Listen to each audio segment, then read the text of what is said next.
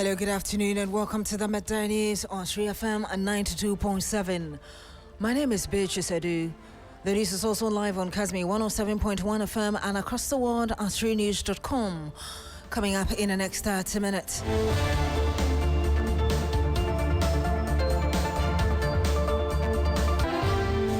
Former Chief Executive Officer of MASLOC Sedina Tamakloe set to appear before an immigration judge in the coming days after being arrested by U.S. Marshals based on an extradition request from Ghana.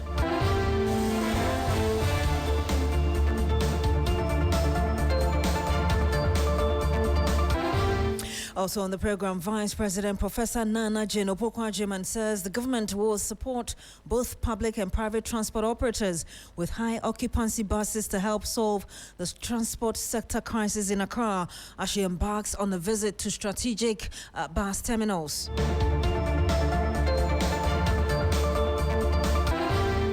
Meanwhile, drivers at some lorry terminals denying hiking transport fares in rush hours, but rather blamed the crisis on the rising cost of spare parts for fixing broken vehicles.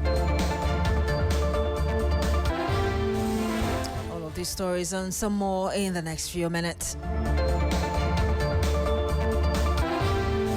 Thank you very much for joining us this afternoon. The Vice President, Professor Naana Opoku Agyemang, has given assurances that the government will procure high-occupancy buses to augment the seeming shortage of vehicles, which has led to transportation crises in recent times. Over the past few days, commuters have endured long queues at major bus terminals, leading to widespread frustration. Although the government has deployed a limited number of buses during peak hours, there are concerns that the approach is not sustainable.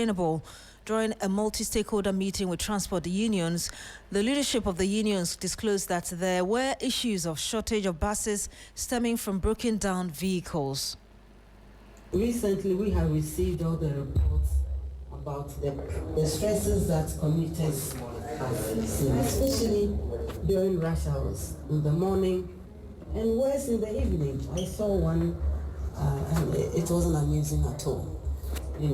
And sometimes the problem is caused by all kinds of situations, including even exploitation by some of our own drivers. Some long queues at bus stops and terminals, congestion, and all kinds of stresses that come with this situation. And we are informed that our fellow countrymen and women, we want them to be aware that government is not blind to the situation. That we have not seen that we don't care. We think it's somebody's problem. It's everybody's problem. That is why I started by saying that we need to team up to find the solutions. We believe that the problems have solutions. I may not have any of them. You may have so many of them. And we are always willing to learn. So please continue to team up with us as we find solutions to problems that will bedevil our country. And we know the rules for the public sector in transportation. You carry the burden, if I may use the word. You carry the responsibility, and our job is to ensure that we are lightening the burden so that you can play your roles well as a private sector. This is one way that we evaluate the presence and the input of the private sector. So we depend on you for all of us to reach our workplaces, our schools, our markets, wherever we need to go. And this is also the trust of your responsibility. And we know and we expect that this responsibility will be grounded in fairness, in respect. So I want to encourage open communication for all of us to resolve the issues. So this meeting is very, very important for us. And you heard the Vice President, Professor Naana Opoku Agyemang. Let's head to town where the Vice President is currently headed to assess the state of Metromas buses. Of course, we brought you that Metromas bus update, but we understand that she's currently heading towards Ayalolo within Adenta, and Lord Edwasari is our correspondent following this. He joins us live on the line. Lord, if you can tell us where you currently are and what's been happening following the Vice President's visit. Hello, Lord. Can you hear me? Okay, it looks like we have a problem with Lord Edwasari, who is currently with the Vice President. I did tell you that the Vice President since morning has been visiting some transport terminals, major ones. She, first of all, had a meeting with the Transport Ministry together with her entourage, and then after she went to the Metro Mass office where she interacted with management of Metro Mass as well as the staff members. We understand that she and her team currently are heading towards Adenta to also go and look at what is happening with the Ayalolo buses. Yesterday we brought you exclusive visuals of over 100 buses of Ayalolo that had broken down, and apparently that had been the situation for years. We'll be bringing you updates as and when we get through to Lord Edwasari, who's currently with the Vice President as they head to Adenta to assess the situation with the Ayalolo buses, as we brought you earlier, to verify and really also have first-hand information as well.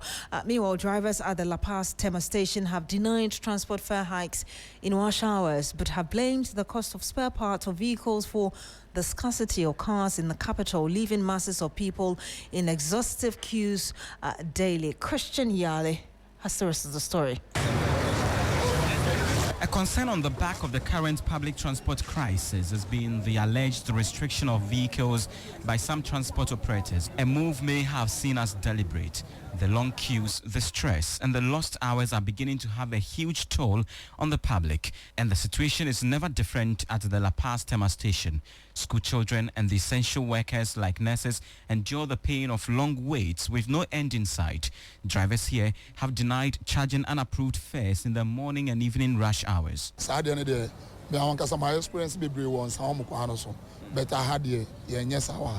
We don't do that here because there is discipline and strict enforcement of rules. I then asked him about the claim that some operators are deliberately restricting vehicles, but he attributes the shortage to unavailability of spare parts for some of the vehicles. The spare parts are costly. Also, we are unable to get some of the cars we used to operate with due to their expensive nature.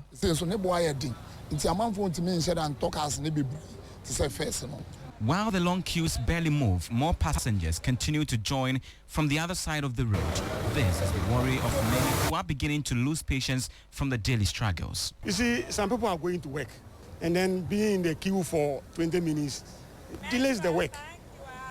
So I think there should be public transport so that people can go early and then work. Momo ko Accra, mate say ya no pass say de Agyemang 6 cities, right? Beyana anwumre no edom no ebo peso sa na ye charge mo dodo saying de wo say omoji da bia.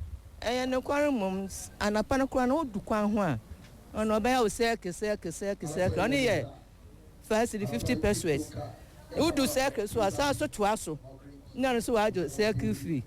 Into an apartment so 1 year. No, they must do the 10 cities. La Paz 10 cities. Into the idea 1 year. That's what she just confirmed to me, that they are going to Accra, and usually in the morning like this they are charged 6 cedi.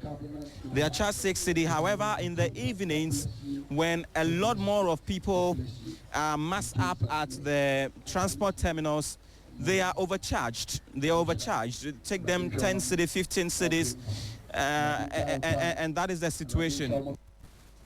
And you had the Christian Yale's report, and like I did tell you, we'll be getting some more on that visit with by the Vice President to Ayalolo bus station at Adenta. Lord Edwasari is my colleague who is currently with the Vice President. Lord, if you can tell us where you've reached now and whether there have been any interactions at all. Well, basically, so we are presently at Adenta, one of the Ayalolo stations, I must say. Prior to this phase, we were at the Metro Mass Transit headquarters, where the Vice President engaged workers. Early on, the Managing Director, Susan Kali, indicated that Metro Mass, for example, used to have over 1,000 buses. As it stands now, just a little over 400 buses are working. And despite this However, they've been able to make more money. And so he prayed that, or pleaded with government to come support, because said in the event that they have more buses, it means that they can do a lot more.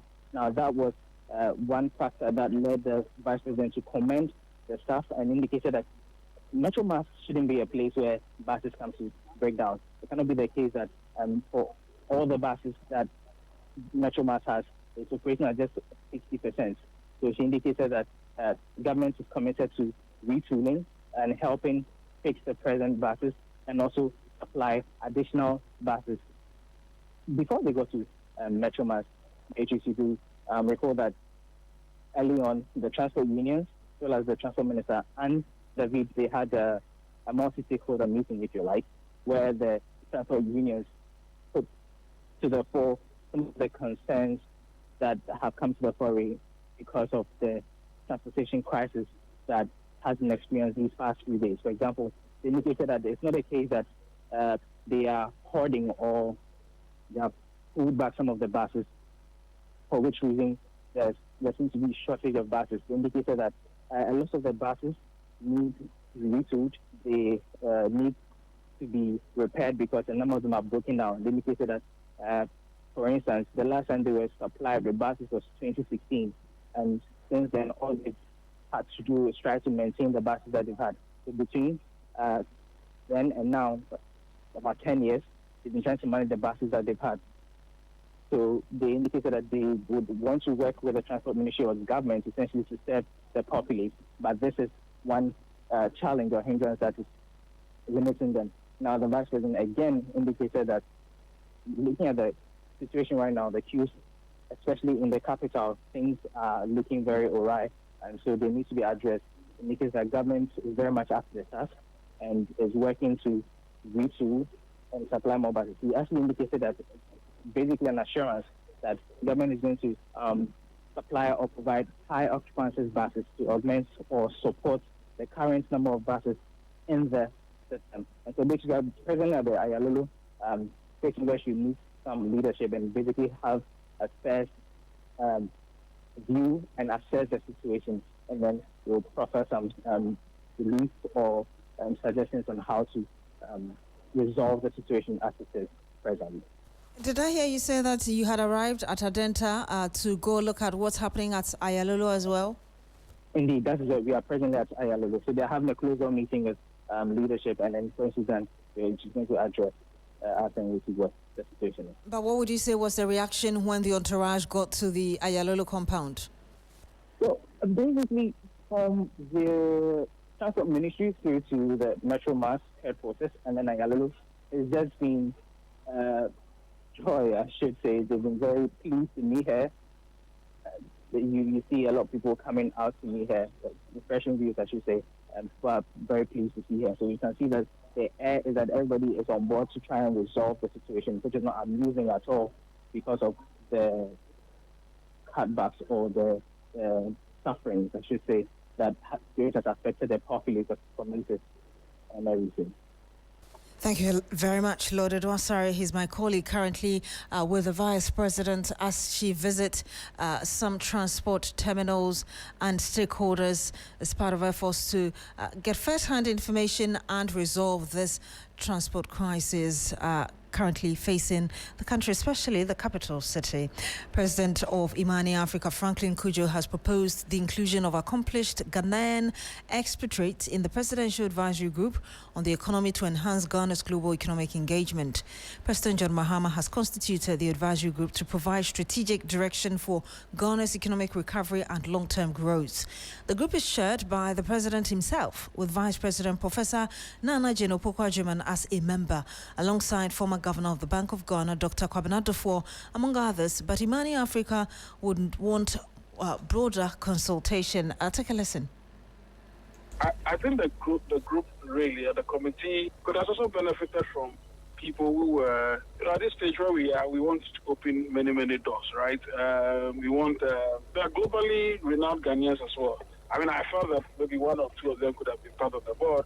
But you see, sometimes when the going gets tough, you need people who can actually go knock doors, open doors, and talk to people. You know what I mean? Yes. And the likes of Bernard Mensah, the former Bank of America guy. Yeah, I mean, there's an Aquaba guy. And I mean, our Patrick Owa. I mean, you know, this is the president's list, and I think it's a good list. I am just suggesting that maybe an additional Ghanaian expert who has actually seen the world. And you heard that the president of Imani Africa, Franklin Kojo. Former CEO of the Microfinance and Small Loan Center, MASLOC Sedina Tamakloe, has been arrested and detained in the United States following an extradition request from Ghanaian authorities. A statement signed by Ghana's ambassador to the United States, Victor Emmanuel Smith, confirmed that Madam Tamakloe was arrested by U.S. Marshals on January 6, 2026, and has since been kept in detention at the Nevada Southern Detention Center. And the embassy explained that the arrest was carried out in response to an extradition request submitted to U.S. authorities by Ghana sometime in July 2024. Acting on that request, U.S. law enforcement officials placed in custody to await court proceedings. The statement, however, did not provide details about the specific charges or the timeline for her court appearance, but indicated that she is being held pending her day in court. The former MASLOC CEO was sentenced to 10 years in hard labor after being found guilty of 78 counts of causing financial loss to the state, but escaped to the U.S. I'm joined on the phone line by lawyer Christian Hesse. Good afternoon to you, sir. Thank you so much for joining us. Thank you so much, Beatrice, for having me. Good afternoon. Good afternoon. The extradition request was made in July 2024. Why, in your opinion, do you think it took so long before her detention? Okay, all right. Just as I have said, there's an extent law can go for the baton to be handed over to what we call political will. So even though her matter was decided by a court of competent jurisdiction sometime in 2024, it meant that there ought to have been a political will to have extradited her to Ghana. Unfortunately, that did not happen until now that she's been detained through extradition request by this current government, hence her current situation. Again, another interesting development is that she was arrested and detained on the 6th of January, and we are now hearing about it. So it's about the flow of communication and whether government was communicated to as of the immediate time she was arrested and onward transmission to the general public. So probably there was a communication gap. Communication gap, you say. How likely is she to be extradited to Ghana now that we have at least a bit of understanding into what's happening with her in the U.S.? Yeah, so similar to Ms. Oforiatta, any fugitive, we say fugitive because once you come under extradition, that person is termed as fugitive of the law. So she would have her day in court, and for her to put up any defense she so deems fit. The most successful defense under the extradition laws or treaty is political persecution, and that would cause the extradition to fail. But since her case is so peculiar, I think it is not related to that charges. And we just lost him there. We're trying to re-establish contact with him and bring you that conversation.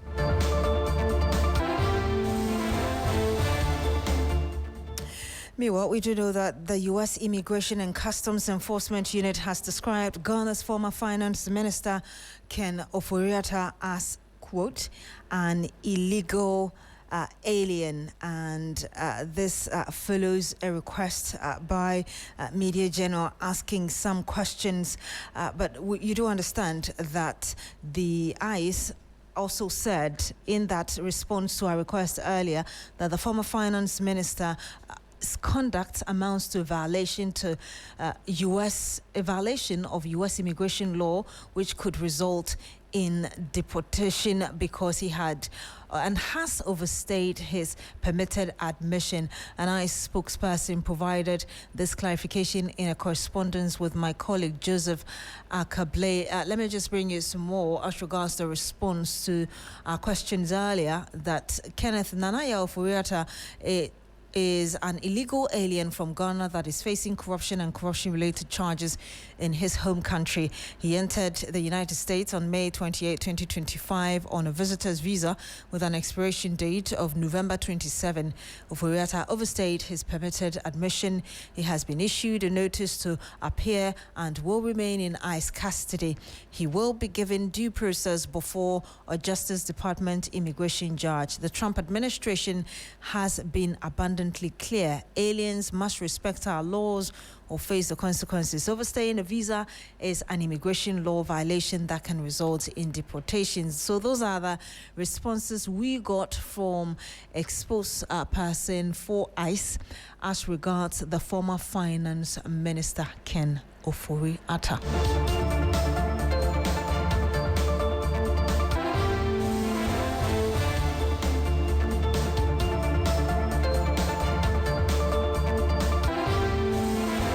Now, as the presidential primaries of the opposition New Patriotic Party draws closer, aspirants are intensifying the campaigns to rally the support of party delegates.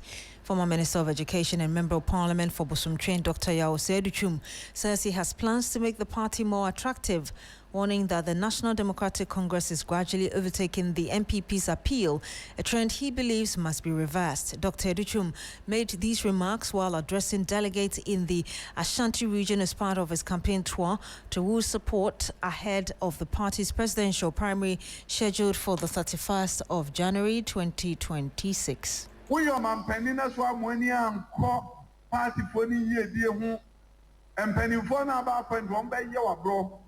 Ubefiso now our party for Wofu. And thereby, Menso, Mebeman Penny, a man said, Afibia, their teacher, ministers, and in Penny Fonina, our Marco, constituency Bia, no my meetings, et say. Now they are gonna for Cano, or my tears from Moho. Near Hamono, or my tears from Moho, or Moba, on the report I then, I pray. May catch them all, the Mahunti, and many other system. They are near home. I'm a party for a year. Party Yahoo, then the couple. Because I won't know we are a party. I'm saying, there was special health insurance. Obeje and not the party matriarch. I can't abide there no. They are buying to me, you know. Yeah, health insurance every day, every month. And so, see, you are on a party you do. No party no where they are corner. Yeah, none of them why they at them. And now, Papa, be an abonty will be asking these teachers no more. Yeah, and future when Uncle Von these teachers out. And then I'm why and this is Bayakono. I wrote yeah, money and none of them was done. And nothing I'm them say. A by university, a Chanoa. University, a bay free university education. And you have the MPP presidential aspirant and former education minister, Dr. Yao Oseduchum, in summary in Chi, saying that the MPP must work harder to ensure that the NDC doesn't take the appeal of the NPP. And in the latter part of the voice you heard earlier, he's saying that if and when he becomes the flag bearer, he is going to ensure that education is made free. That's when he passes through the election and becomes president. If Ghanaians vote for him.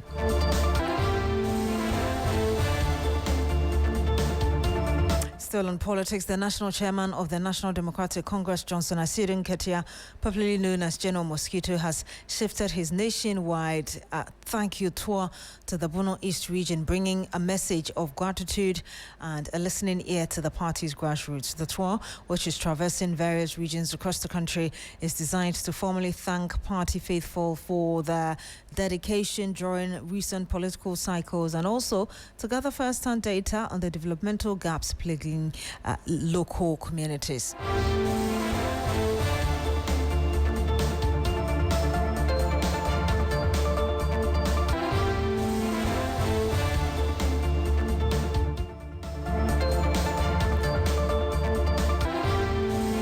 Some more here, and the Western region is in a healthcare emergency with no intensive care unit to serve the over 2 million people and at least 3 emergency cases per day. The challenge is real, but can the regional ministers hold a bold plan backed by major mining companies turn things around? The answer may lie in a critical funding push. Irama Smith tells us more in the story. Serving a population of over 2 million people, the Western region faces a critical healthcare gap. It has no intensive care unit.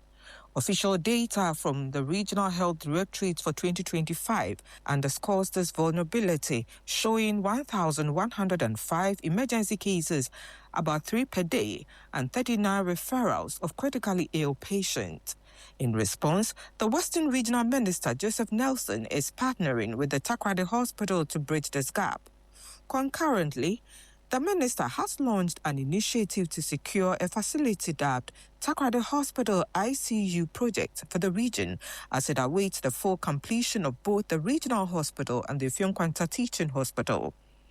Addressing stakeholders in the mining sector on the importance of this facility and the need to support it, he noted that the nearest comparable ICU is located in the central region, which has its own challenges upon referrals. The ICU project is a very, very important project. Everything health, as you very much know, is key. The closest you can get an ICU facility is in Cape Coast. It's a 2-bed facility. And the doctors will tell you that at any point in time when it has become necessary to make referrals, that facility will be full. And even if we had vacancy there at any point in time, traveling from here to Cape Coast on any day, even when you are healthy, is a challenge. Mr. Nelson argued that regardless of the region's other assets, its claim to excellence is hollow without a robust healthcare system. Health is wealth. So in spite of all that we have, without a good health delivery system, we can't even proudly say that the best comes from here, because the human resource that we have and for what we want to use that resource for will very much depend on having some good health, i.e. also having a certain system in place that ensures that even when we fall sick, we are able to get the needed remedy, the needed attention, so that we get back on track. In the meantime, stakeholders in the region's large-scale mining sector have praised Mr. Nelson's decisive move to establish the intensive care unit, calling it a bold step for the people of the Western region and pledging their support. Personally, I would love to commend you for taking this up to drive and ensure that the region is well equipped to respond to critical medical issues. It's very important for the region, because it's not just for public, for dignitaries or whatever. It can be anybody. Even the mines can also benefit from it. I think it's a project worth supporting, like all my colleagues have said, and we all would have to support in one way or the other to get it done so quickly, because our health cannot wait.